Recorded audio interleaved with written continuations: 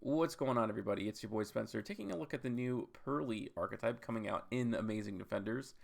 And this is a very fair deck. It's definitely not bad. It's just there's some things, and over the course of these replays, I'll talk about some of those weaknesses that the deck has. But other than that, it's actually kind of fun to play. And there's definitely like a little bit of a, it's not like a skill gap, but you have to get really familiar. There's a lot of effects on these cards, and like the more you play it, obviously the better you get. And I played really bad at this deck in the beginning, and I kind of just like learned from there. So this looks really bad. This is an XYZ deck, like that's the whole point. And they're kind of like Pokemon, where they like evolve based on which spells they have. Reminds me a lot of Zoodiac as it's played right now, where it's just like a big Zeus engine that's like part of it, and it gains effects based on like the XYZ material that it has. So that's why it's like very, very similar. All of the spells are summons from the deck. Unfortunately, makes you discard a card. So that's kind of one of the biggest weaknesses. Is like doesn't do well with card advantage, but one of the quick play spells lets you draw a card, and it's like a once per turn. So if you have 3 of them equipped to the monster, it lets you draw 3 during your opponent's turn, which is pretty decent. But yeah, my opponent had White Knight, and then he goes through 2 Elder after using Dimensional Barrier too, which is unfortunate. Again, I cannot go into my extra deck. He had to play Dimensional Barrier, but I can set myself up. Now, this is where all those effects come in. So this doesn't let your one of your monsters be destroyed by battle until the end of the next turn. This one protects it from card effects. So what my plan was, and maybe I could have shotgunned this immediately, calling this one, but what I was hoping was during my opponent's turn, the only thing I get punished by is Dogmatic Punishment, really, in this matchup specifically. What I was hoping to do is, go for protection here and then go for protection here. Or maybe I should have done it for Lily since I don't have any of these in my hand. This one makes you basically reveal one from your hand and then special summon the one that corresponds with it. All of these quick play spells correspond with one of the evolutions. And some of them are really good. I'll showcase them here like when I can in this replay specifically, right? So he's going to go for Dogmatica Maximus. And I think I'm going to trigger everything here. So I'm going to go for Effect Veiler. I'm going to go ahead and negate. And then he's going to, he keeps picking through my extra deck. He got rid of one of my Zeuses. Okay. And that's what the best thing about, mid-range decks, obviously, is that, like, this is kind of like one card and you're back in it. This is a really good one. So this goes into the blue. I kind of just know him by, like, this is the blue one. So the blue one lets you negate a monster effect and also lets you basically get rid of one of the other cards you control and then attach one of your opponent's cards. So this one's really fantastic, and unfortunately just has very bad stats, but there is one, and I think it's probably in the graveyard. This one's also like one of the best ones in the archetype. It lets them gain it through an attack for every material, and which you'll see here in one of these replays, it's very, quite easy to get through it. So I've just gotten through all of his forms of interruption, right? I wanted to get rid of Maximus. He still has White Knight, and he goes for Fleur. I tried to negate there, but he negates mine. Okay. And then he's going to pop my last card. I'm going to normal summon Lily. So after all of that, 3 Elder Entity-ness, a Dimensional Barrier, a Fleur, and then he's got White Knight out there. All I have to do is normal summon Lily. That's going to search me the Continue spell. The Continue spell lets you reveal 3. But really all I had to do, which it was crazy, I was able to come back, and that's why I wanted to show this one first, right? I just have to search anything. This one can bring out from the deck, so I can bring out either another copy of Lily or another one. And then the rank 1 pool is actually pretty decent, right? Lyreless Nightingale, I think that's what it's called. Lets you attack directly. I have another Downward. I have another Zeus in the extra deck. I run multiple Zeus. Because like I said, it's like one of the big win conditions, because card advantage is like not the specialty of this deck at all. It's getting materials, that is. And then, and that's kind of how you have to win multiple pops from Zeus. And that's, like I said, that's how Zoodiac works. At least from what I've seen, how people play it. Okay, so I think this is going to be one of those times where I show you that Zeus is pretty good, especially in simplified game states. This is where this deck really shines. Okay, so Purrely off the top. And a really good start here. This one is the blue. So you have to get really familiar with these so you know which one. These are the 2 that you want to see in your hand first. There's one that lets you, gives you extra attack, and it's just like, it's just not so great. But, okay, I'm going to go into the blue one. Again, this lets you send a card, attach one, and then every time you activate one of the quick play spells, it lets you attach the other one. Very fantastic. And then, obviously, all of the quick play spells bring out the level 1s from the deck. This lets you attach 2. This is where things are a little bit weird, right? This card doesn't necessarily do anything at all other than attach spells from the graveyard. It does get a pretty good like defense, because the one that's associated is the attack boost. So it lets you attach 2 spells and traps, which can be good sometimes depending on the matchup. Most of the time it's just going to be material, and the hope is that it gains so much material that your opponent can't beat over it. It's really the crackback that is the specialty. The field spell protects them from targeting, and if one's removed, if they like attack over this over using battle, lets you add like up to 3 purely spells, quick play spells to your hand. So this card's really important. Like if your opponent hits you with Harpy Feather Duster, it's actually really bad. So this lets me attach from the deck. And then normally the one you're going to attach from your deck is Sleepy Memory, because Sleepy Memory lets you draw a card during your opponent's standby phase. And that's obviously very good. So he's going to go for Pot of Desires. He has Harpy's Feather Duster. So I just talked about how bad that is, and it is. Because now I'm just kind of like a sitting duck out here. And he's going to go for Vishuda. And I kind of debated him a little bit on that one. Like, oh, I have so much material. Like, what are you going to do? Because I figured, he's going to go for Vishuda, bouncing my interruption. And this is a new archetype, so maybe the advantage is that your opponent doesn't know what you're playing. But this is, like I said, quick effect monster negate, which is fantastic. I do have, like, pretty decent follow-up. Like I said, Lily lets you attach from the graveyard when it's normal summoned after it searches. So this card's, like, really, really good. It's, like, better than the actual, like, original Purrely, which is kind of funny. But he's going to try to go for Moyi. I'm going to go ahead and negate there. And then he's going to bring back Moyi again, and then probably just go to the battle phase and beat over this. All right, so I do have a big battle ahead, but like I said, my Zeus is going to be available, right? Minimum 2. I'm going to normal summon, and then a top deck of Pretty Memory is always pretty nice, okay? And then this lets me add the quick play spell, and thus my advantage loop kind of starts again. I play 3 copies of this, and then he goes for Blackout. Hard opens Blackout, but I can bring out Purrely from the deck. Hopefully I grab something off the top. There's a very high chance of that happening, and I do, so luckily. And it's going to be a Happy Memory. Okay, so I'm going to go ahead and special summon. This is the battle phase based one, so the one that attaches lets you, attack multiple times up to this one, so that's pretty nice, I suppose. He only has 1 monster, but after it battles, it lets you add 1 to your hand. So these 2 pair really well together. This one's okay. This is definitely the weakest of all of them. Like, being able to add is great, but having only 2,000 attack, isn't so good, right? That's not able to beat over things all the time. But if you do search out memory, then you can attach it and gain attack. But even then, like, the other extra deck monsters do so much more for you. It's, like, almost not worth it. But I'm going to go ahead and attach here anyways, and then go into down or go into Zeus, right? Just get myself another material. So I guess that is like one of its main functions. It's a very battle phase, based thing, right? To go into Zeus. So all I have to do is I have multiple pops for Zeus. So easy to get that done. Like I said, in simplified game states, this is where it really shines. So I'm going to go ahead and get rid of all of this. This is, oh my gosh, Zeus is such a good card against Sword Soul. It's just so weak, right? Those board wipes are so important. And the funny thing is here, you rarely see this. Yes, I'm going to go Zeus over Zeus, so I have another pop, right? So I have that too. Because this card essentially wins me the duel every time. He's going to go for Harda. That's fine. I don't really have to do anything here. And he's going to pass turn. Because I think he used all of his Monk. If he does play the third, I doubt he does. He's going to go ahead and Ash the Spright starter. That's fine. That makes me feel like I'm going to win. Because I have another Zeus pop here. And he's only down to 1 card. So at this point, it's like almost checkmate. And yes, I do play Spright, and you'll see it much more. It's very small, but the Purrelys are rank 2s.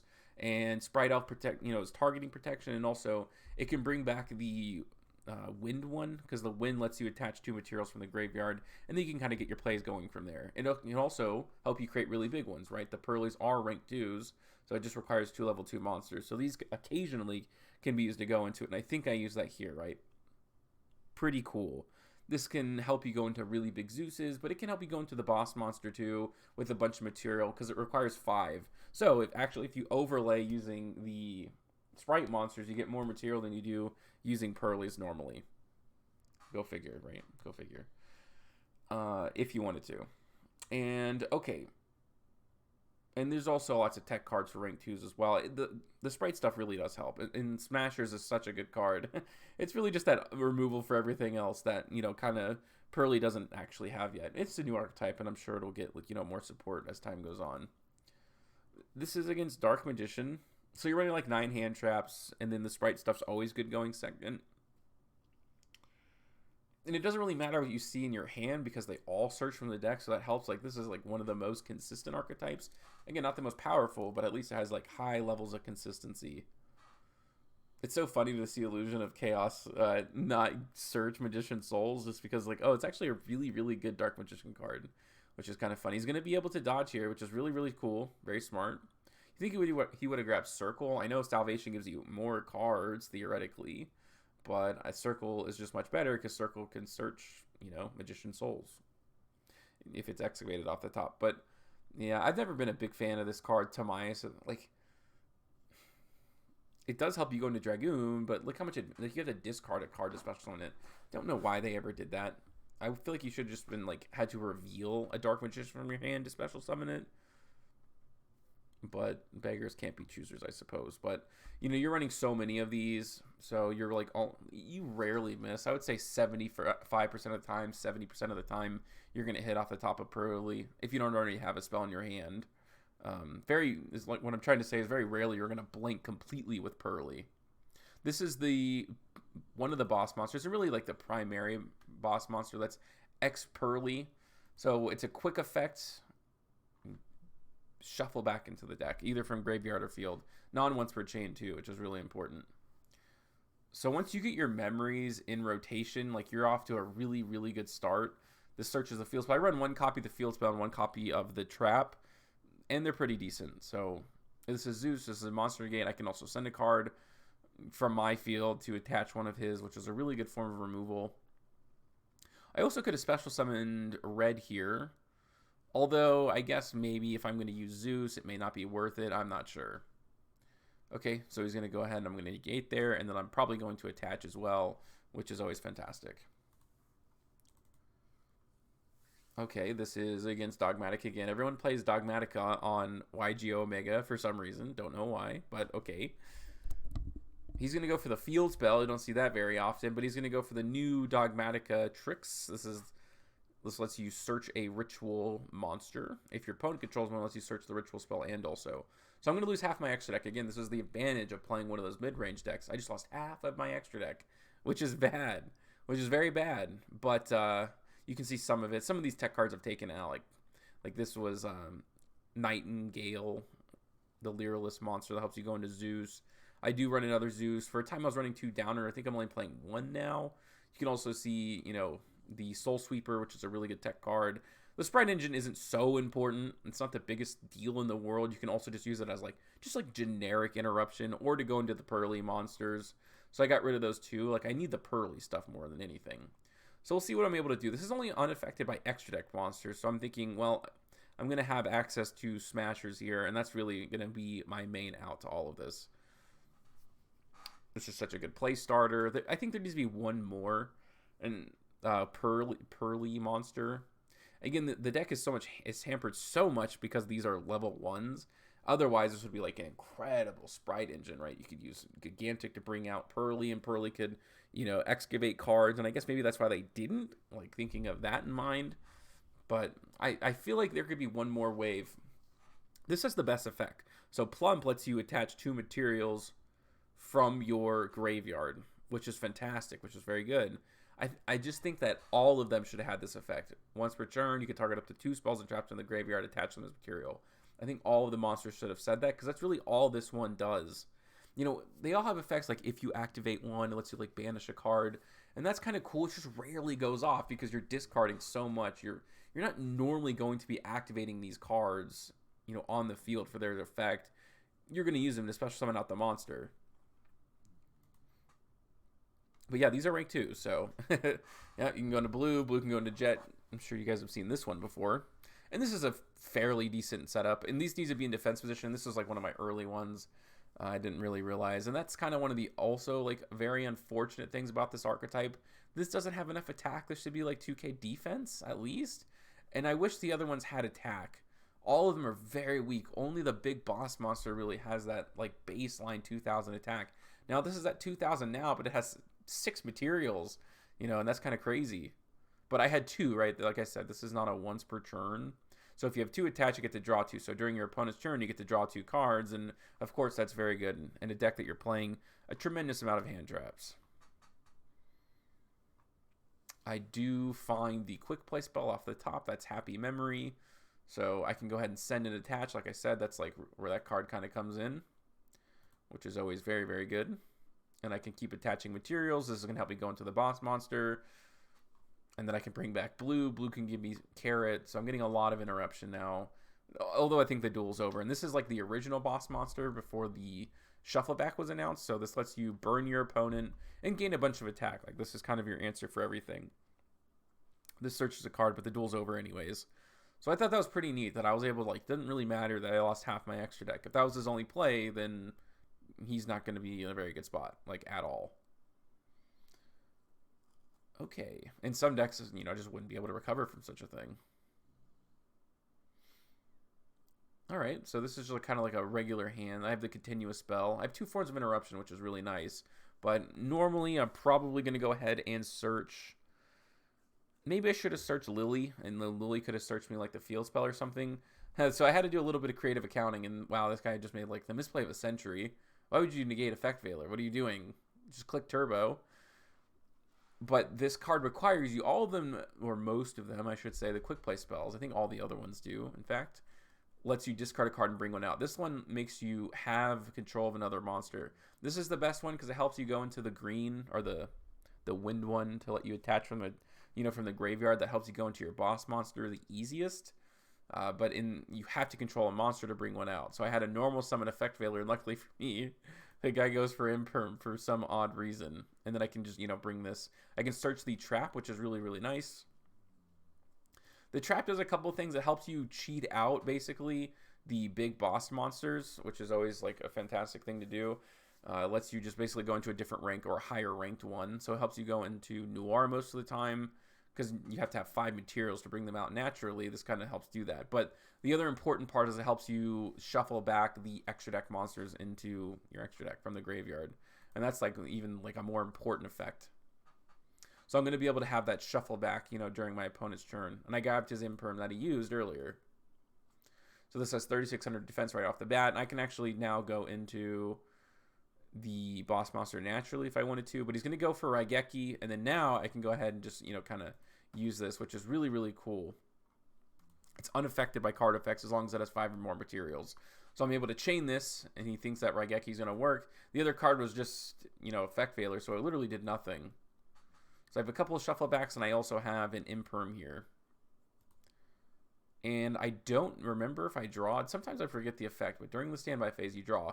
Now he's going to go for Mass Change, and then just right there, boom, he's going to miss everything. Now he gets the Surge, but I still have another shuffle back, and his Mass Change just blinked. And he used his normal summon, so at that point, I'm not even sure what heroes can do. And this is pretty big too, but again, I wish it's so unfortunate. I wish they had more attack than they have defense. All of them are very defensive, and it's kind of hard to beat over things unless you have like so many materials. And it's not like Noir lets you take materials. Like once you have it, there's no real ways to attach it again, and that's kind of one of the weaknesses of it too. Maybe this stuff works with really well with Lyrillist actually, and that's got to be something I think. I know there's one that lets you attach materials.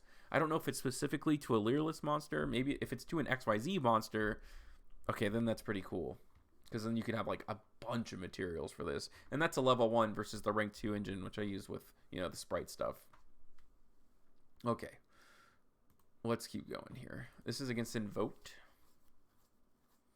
And this is a very good opening. Obviously, seeing Smashers in your opening is very good.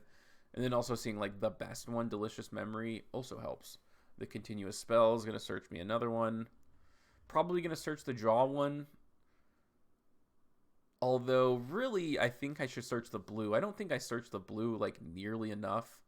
You know, hopefully you get it off the top, but that's like, you know, you can't really depend on just looking at the top 3. I'm going to grab another copy of Purrely. It's like good discard fodder and maybe good follow-up too in case your opponent gets rid of this.